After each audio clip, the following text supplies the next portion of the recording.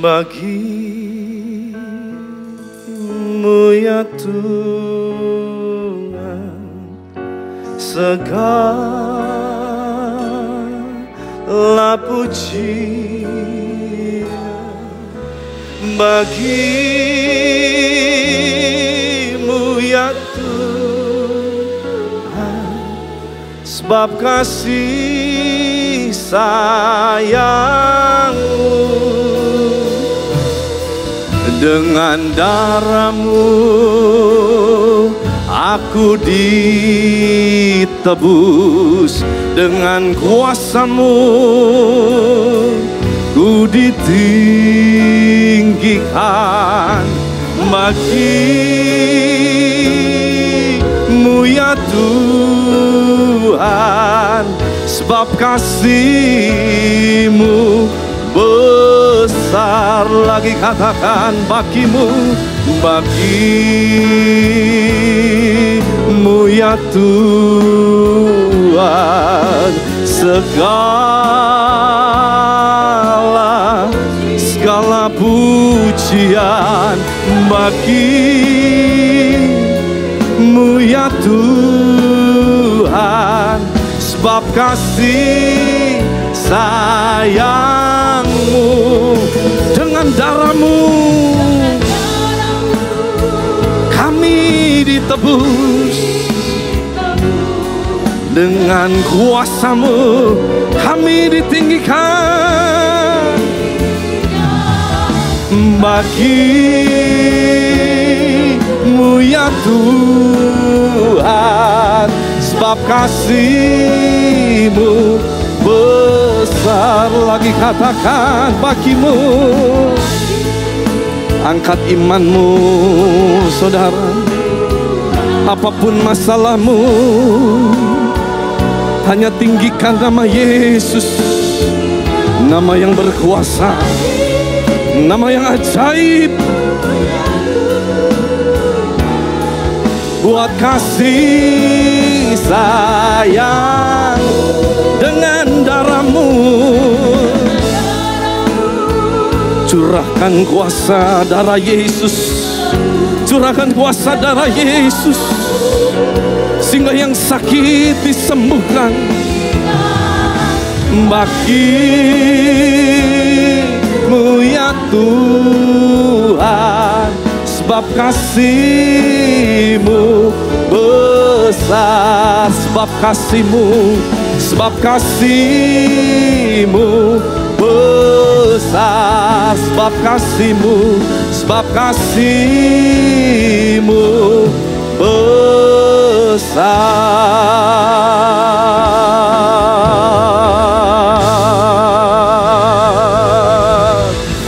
Sorak-sorai yang paling meriah buat Tuhan Yesus. Lebih meriah lagi buat Tuhan Yesus.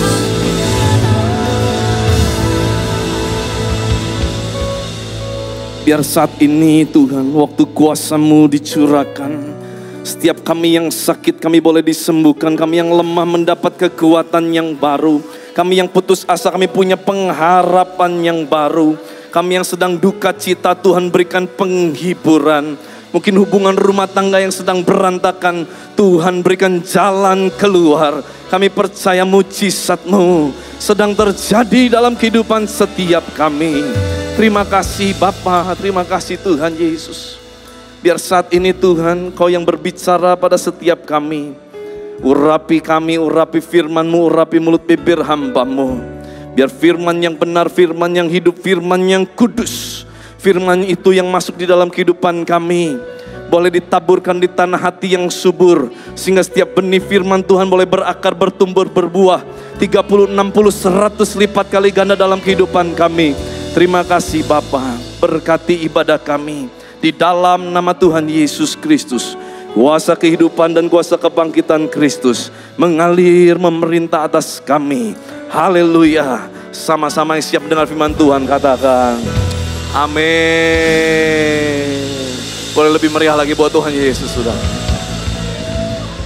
Silakan duduk semua jemaat yang dikasihi oleh Tuhan. Nah saudara, kita mau belajar satu topik firman Tuhan. Saya beri judul apakah terbakar atau meleleh saudara ya. Burning or melting. Mungkin saya bisa diiringi. Ya, burning or melting saudara ya. Pemurnian melalui api. Saudara, apakah hari-hari ini kita mengalami, kita merasakan ada pemurnian Tuhan, seperti misalkan proses yang rasanya datang bertubi-tubi. Baik itu mungkin proses masalah ekonomi, masalah rumah tangga, masalah kesehatan.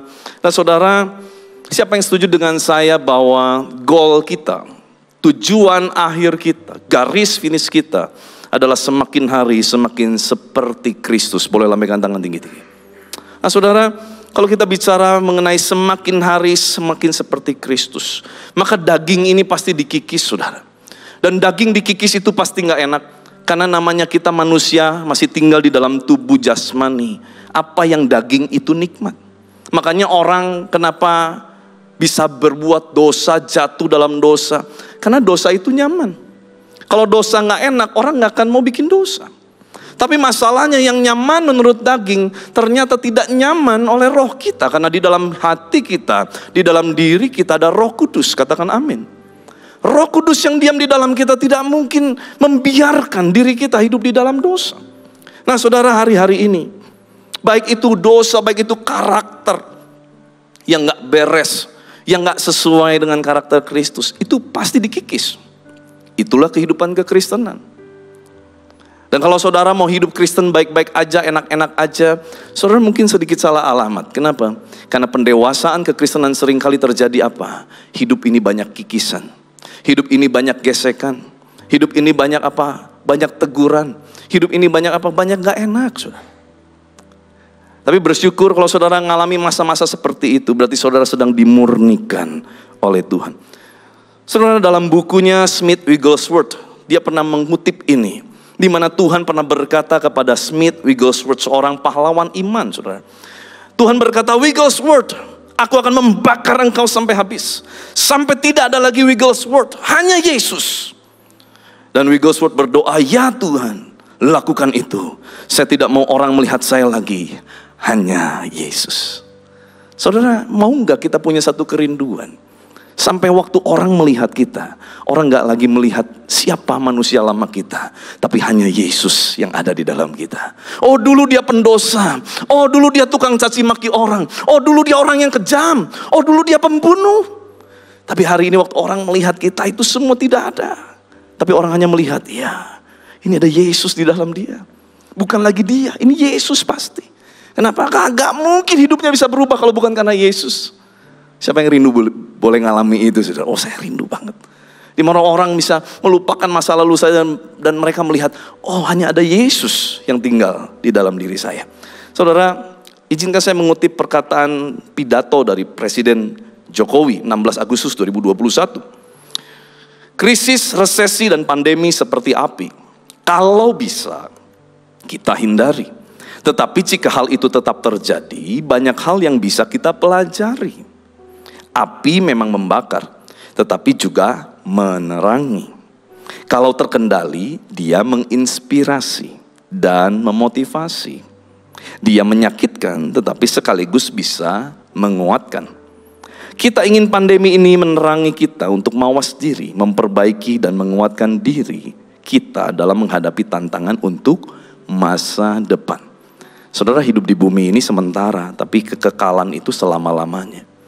Saya percaya orang yang alami masa-masa di mana dimurnikan oleh Tuhan, karena kita semua sedang dipersiapkan untuk menghadap kepada tahta pengadilan Kristus. Kita menghadap kepada Sang Pencipta kita. Amin. Karena hidup di bumi ini sementara. Nah saudara, kita mau belajar tentang apa yang dikatakan 1 Korintus 3:12-13 tentang dasar.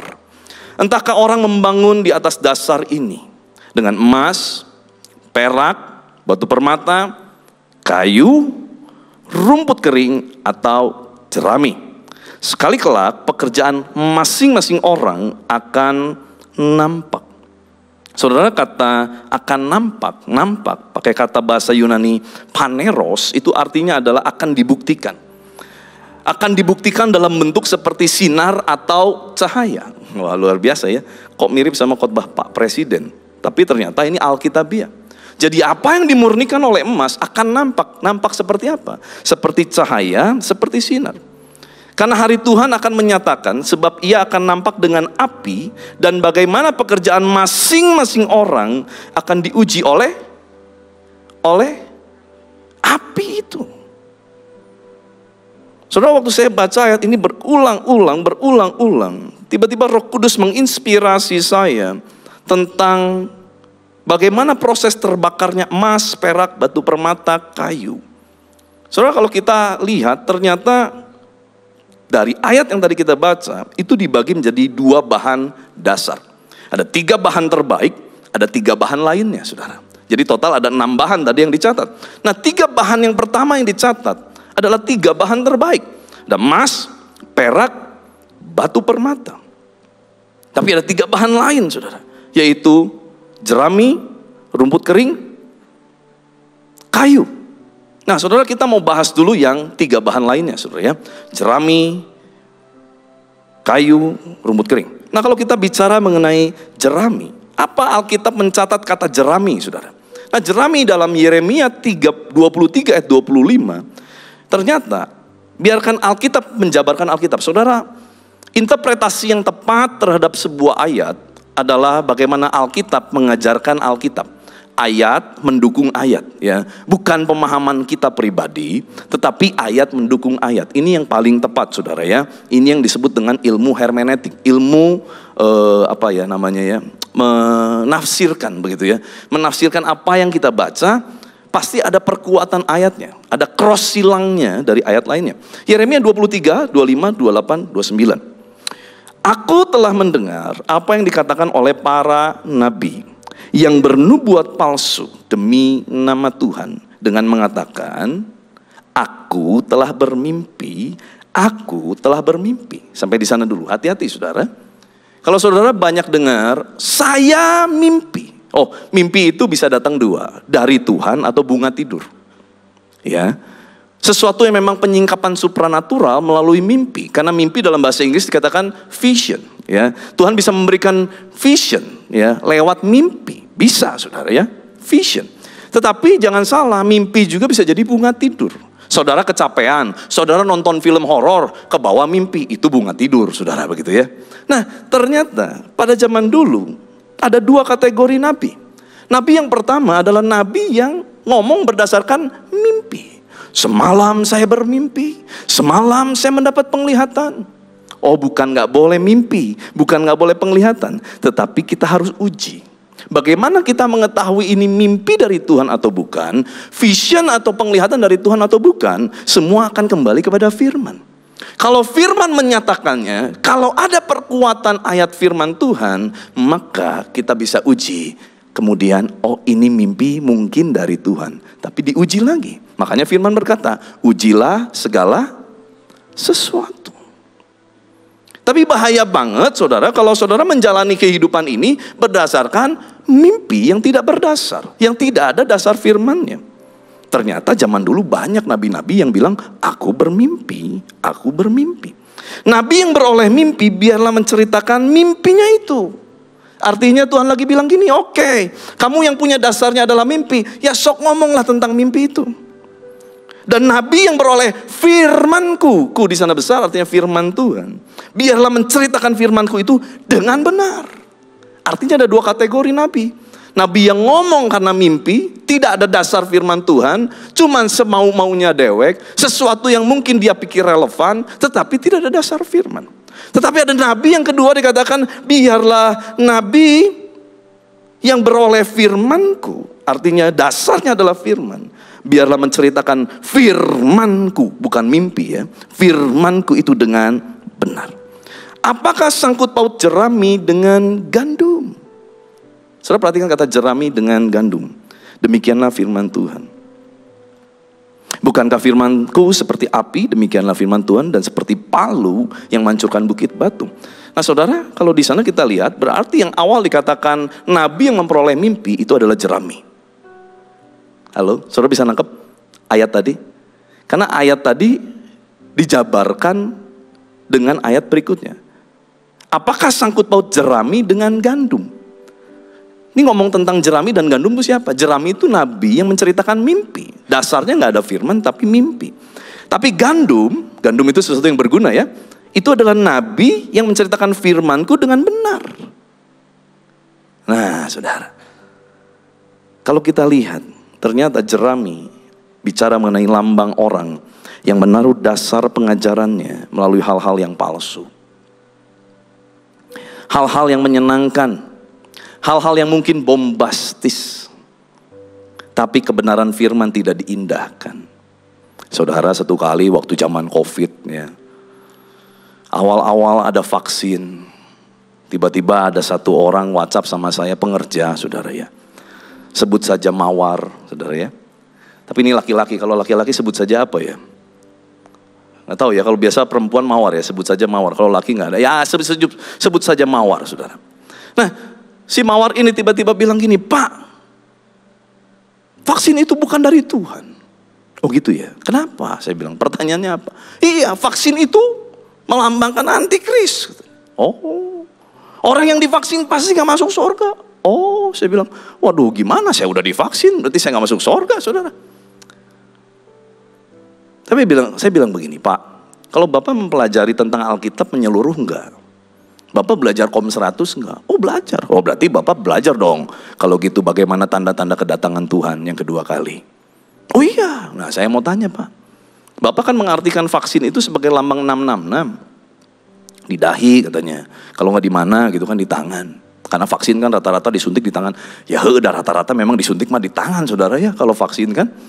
Dan dari bayi kecil juga lagi divaksin rata-rata di tangan atau mohon maaf di bokong saudara begitu kan ya. Tapi kan zaman sekarang kan nggak mungkin kita orang dewasa divaksinnya di daerah yang harus dibuka begitu kan susah. Kalau di tangan kan gampang saudara. Terus saya tanya lagi, kalau gitu Bapak tahu nggak bagaimana tandanya? Dia nggak bisa jawab saudara. Kenapa?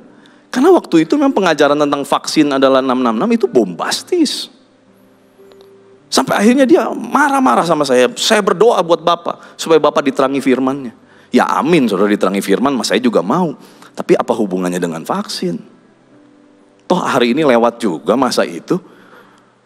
Tuhan belum datang juga karena memang belum momennya, saudara.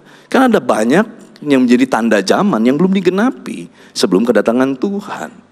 Nah, saudara, mungkin karena banyak orang yang rindu pengajaran bombastis begitu, saudara. Hati-hati saudara, pengajaran bombastis seringkali tidak alkitabiah. Gak semua, tapi seringkali tidak alkitabiah. Saudara mau pegang perkataan firman Tuhan yang bombastis, apa yang mungkin sering didengar tetapi alkitabiah. Saya akan memilih pengajaran yang mungkin sering kita dengar tetapi alkitabiah, daripada sesuatu yang belum pernah saya dengar, bombastis tapi gak alkitabiah. Kenapa? Tidak memberi pertumbuhan. Saudara, mari kita lihat lagi ya. Bagaimana dengan rumput kering? Apa Alkitab catat tentang rumput kering? Yesaya 5 ayat 24. Sebab itu seperti lidah api memakan jerami dan seperti rumput kering habis lenyap dalam nyala api, demikian akar-akar mereka akan menjadi busuk dan kuntumnya akan berterbangan seperti abu oleh karena mereka telah menolak pengajaran Tuhan. Saudara garis bawah kata itu, menolak pengajaran Tuhan. Ya, jadi yang dikatakan jerami atau rumput kering adalah mereka yang menolak pengajaran Tuhan semesta alam dan menista. Menista itu artinya memandang rendah, memandang hina, nggak nganggep firman yang Maha Kudus Allah Israel. Nah, saudara, ternyata rumput kering itu bicara orang-orang yang nggak mau menerima pengajaran Tuhan, juga menolak dan memandang rendah perintah Tuhan dan janji-janji Tuhan. Saudara, saya nggak tahu, mungkin ada beberapa orang di antara kita yang sudah mulai lelah menunggu janji Tuhan. Kenapa? Karena janji Tuhan belum datang-datang. Saudara, hati-hati loh. Kenapa? Kalau sampai kita menjadi lelah dan kita berkata, sudahlah janji Tuhan itu memang nggak pernah terjadi dalam hidup saya. Bohonglah itu semua. Itu mungkin ayat cuma buat orang lain, bukan buat saya. Mana kesembuhan? Mana pemulihan? Mana mujizat? Saudara, hati-hati loh. Jangan-jangan kita sedang membangun dasar bangunan kita di atas yang namanya adalah rumput kering. Artinya waktu nanti pemurnian datang, api datang, kita nih hangus terbakar, saudara. Saudara, waktu satu kali, ini kesaksian saudara ya, beberapa tahun yang lalu, Saya diundang khotbah di sebuah persekutuan. Saya biasa khotbah di persekutuan itu, dan kali ini dia undang begitu. Nah waktu dia undang, gak lama dia kasih kabar, bro, gimana ya? Gimana apanya? Ini ada salah satu anggota persekutuan saya, kok tiba-tiba marah. Kenapa marah? Iya katanya dia kesel banget sama bro. Kesel sama saya maksudnya. Loh memang siapa namanya? Namanya Anu. Loh kok saya gak kenal? Saya bilang. Saya gak kenal kok dia bisa kesel sama saya. Dia keselnya kenapa? Iya dia pokoknya kesel katanya. Begitu tahu bro yang khotbah dia bilang, saya mau datang. Loh kenapa dia marah? Gak apa-apa ketemuin aja nanti saya minta maaf. Saya bilang. Tapi ya saya ingat-ingat saya memang gak kenal orang ini. Singkat cerita selidik punya selidik saudara. Waktu saya khotbah di Aruna, karena ternyata dia jemaat di Aruna. Waktu saya khotbah di Aruna, saya ingat saya khotbah tentang iman.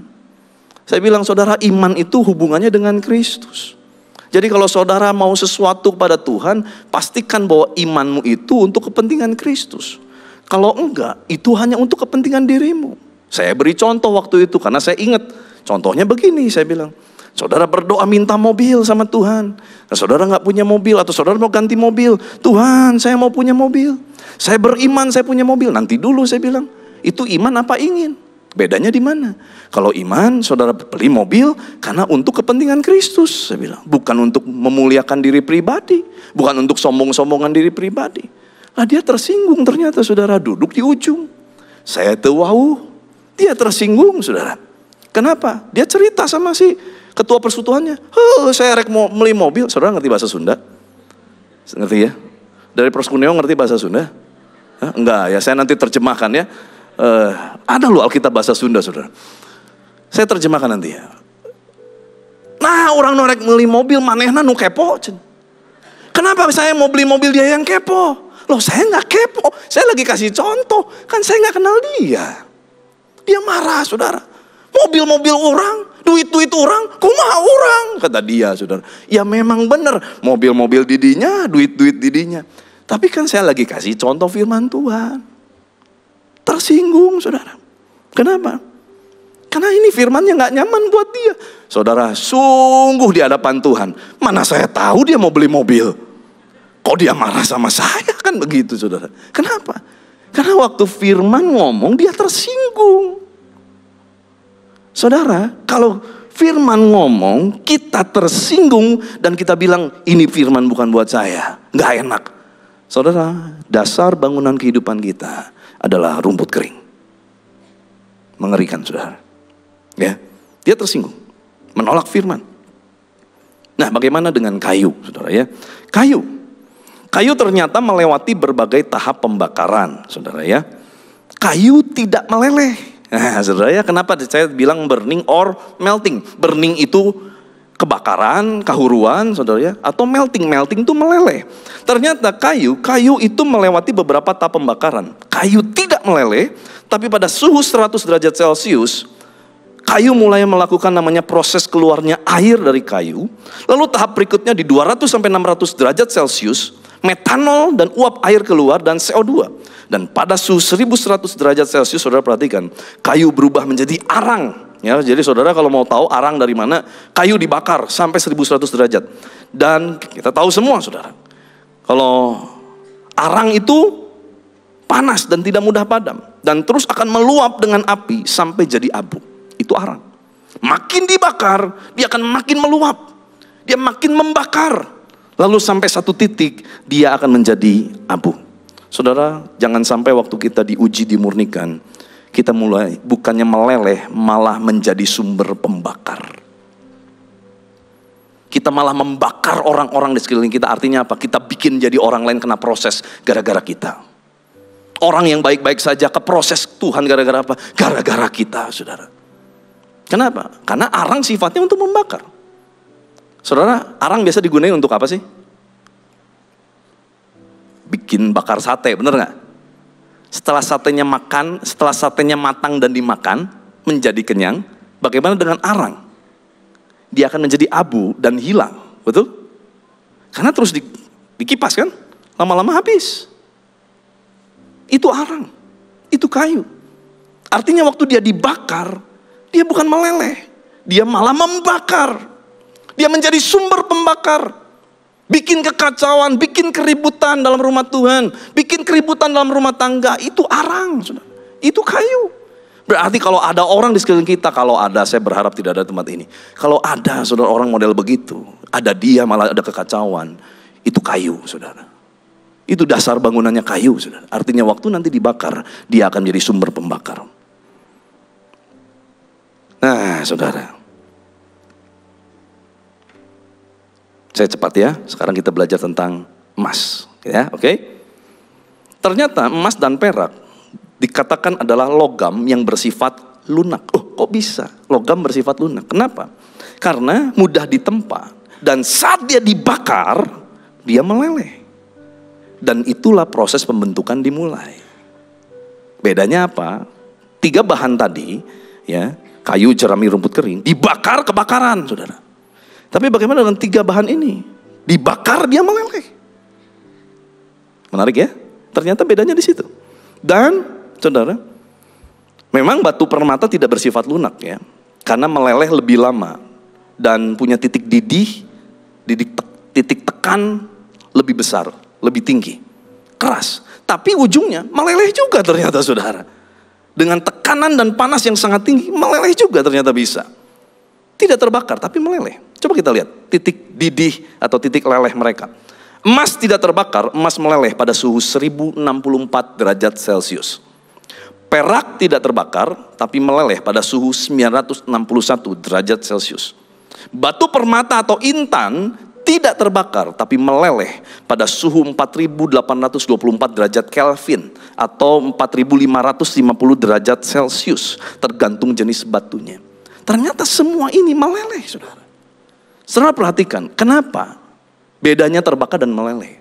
Terbakar dia tidak bisa dibentuk, tapi meleleh dia dibentuk. Kenapa emas perak harus dibentuk? Karena ada sesuatu yang lebih mulia yang mau diciptakan. Setuju nggak? Bikin gelang, dilelehin dulu.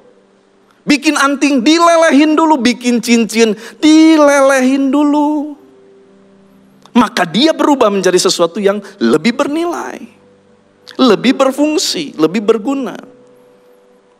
Saudara, saat proses pemurnian datang, api Tuhan datang, harusnya yang keras itu menjadi fleksibel, mudah ngikutin maunya Tuhan. Bukan mau-maunya dewek, bukan mau-maunya sendiri, tapi mau-maunya Tuhan. Saudara, dalam ilmu kimia, intan dan arang ya, ternyata tersusun dari unsur yang sama, yaitu karbon. Kaget ya? Coba lihat gambarnya. Intan dan arang, unsur kimianya sama. Yang membedakan apa? Unsurnya sama. Yang membedakan proses pembentukannya. Menarik ya? Ini luar biasa loh, firman ngomong begini, wow, dahsyat banget. Intan dan arang tersusun dari unsur karbon. Keduanya dikenal dengan istilah alotrop. Unsur sama tapi beda bentuk, beda struktur. Kenapa? Proses yang membentuk mereka berdua sangat beda. Yang satu dari sebuah tekanan dan waktu yang lama, diamond. Tapi yang satu dengan mudah dan tidak membutuhkan waktu yang lama, dibakar. Tidak ada tekanan, tidak ada proses yang panjang. Saudara, kalau saudara dalam keadaan diproses, ditekan, ditempa, percayalah itu baik. Sama-sama saya katakan itu baik. Proses, sama-sama saya katakan proses, itu baik buat saya. Amin. Kenapa? Karena semua itu akan menjadikan dasar bangunan yang kuat untuk kerajaan surga nanti. Ingat, hidup kita sementara. Saudara, kayu, jerami, rumput kering tidak meleleh tapi hancur di udara saat mencapai titik didih. Dan gak bisa dijadiin apapun. Waktu dia mencapai titik didih, dia hilang. Gak bisa jadiin apa-apa. Kalau saudara melihat orang yang dasar bangunannya seperti itu, sekalipun ngakunya Kristen, waktu dia dibakar, dia hilang. Gak Kristen-Kristen lagi. Gak Tuhan-Tuhanan lagi. Gak maaf-maafan lagi. Hilang. Tapi saudara, kalau dasar bangunannya benar, dasar bangunannya emas, perak, batu permata, waktu dia dipanaskan, dia meleleh. Dia mulai ikut maunya Tuhan. Tuhan mau apa? Saya ikut. Hati yang keras, hancur. Demi apa? Demi rencana Tuhan digenapi sempurna dalam hidupnya. Saudara, hari ini jangan keraskan hati ya. Kalau diproses Tuhan, ngeleleh aja. Kalau kita ngeleleh, Tuhan bentuk kita lebih gampang. Setelah kita jadi bentukan yang lebih mulia, Tuhan pakai kita untuk sesuatu pekerjaan yang lebih mulia. Siapa yang rindu diangkat naik bukan turun, jadi kepala bukan ekor. Harus meleleh. Amin. Nah saudara, kata nampak tadi ya, bahasa aslinya artinya apa? Bersinar. Maka menarik sekali saudara, di ayat ini menggunakan kata bersinar, tidak menggunakan kata terbakar. Ya, padahal dibakar, ya, dipanaskan. Kenapa? Karena yang Tuhan cari adalah sinar, bukan hasil pembakaran. Ini yang Tuhan cari dalam kehidupan kita. Semakin hari kehidupanmu semakin bersinar. Supaya apa? Nama Tuhan dimuliakan melalui kehidupan kita. Amin. Amin. Dalam bisnismu. Kalau kita kan diproses areanya beda-beda dong. Yang di gereja ya diprosesnya di gereja. Yang di rumah tangga ya prosesnya di rumah tangga. Yang di pekerjaan prosesnya di pekerjaan. Semua punya proses yang berbeda-beda. Tapi saya sangat yakin dan percaya yang Tuhan cari lewat proses apa? Sinar kemuliaan Allah terbit atas setiap kita. Amin. Amin. Saya gak bisa perpanjang firman Tuhan, tapi saya yakin dan percaya bahwa waktu kita mau merelakan diri kita untuk dimurnikan oleh Tuhan, apapun keadaan yang kau sedang alami, mungkin lagi gak enak-enaknya ya, lagi sangat tidak nyaman, it's okay. Tapi saya percaya jalan terus sama Tuhan. Jangan tinggalkan Tuhan. Jangan terbakar, jangan terbawa emosi, jangan terbawa nafsu. Jangan terbawa untuk bilang, firman bohong, gak ada mujizat. Jangan, ini buktinya tadi. Mujizat masih ada. Orang lumpuh dari lahir aja bisa berdiri. Bisa mulai mengangkat kaki dan melangkah. Saudara, saya yakin dan percaya. Era Pentakosta ketiga sedang terjadi. Roh Kudus yang dicurahkan dengan luar biasa hari-hari ini. Saudara akan lihat. Saudara percaya.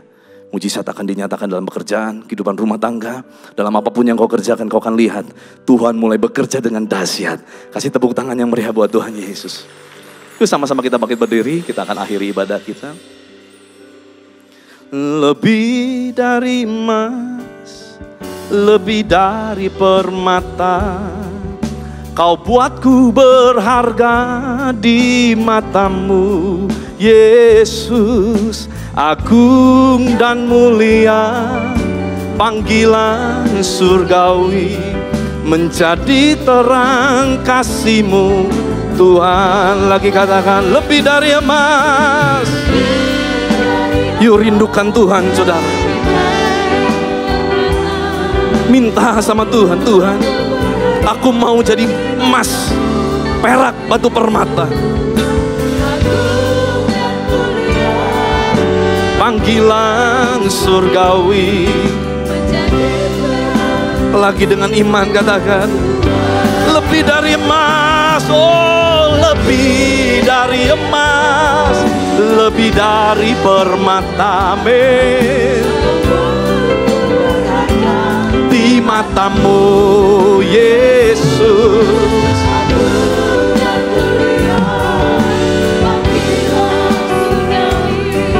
menjadi terang kasih-Mu Tuhan.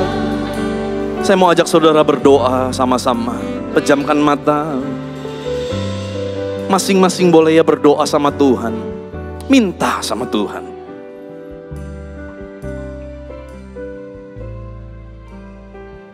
Minta sama Tuhan. Tuhan, aku memilih untuk menjadi bahan emas, perak, batu permata. Aku tidak mau terbakar.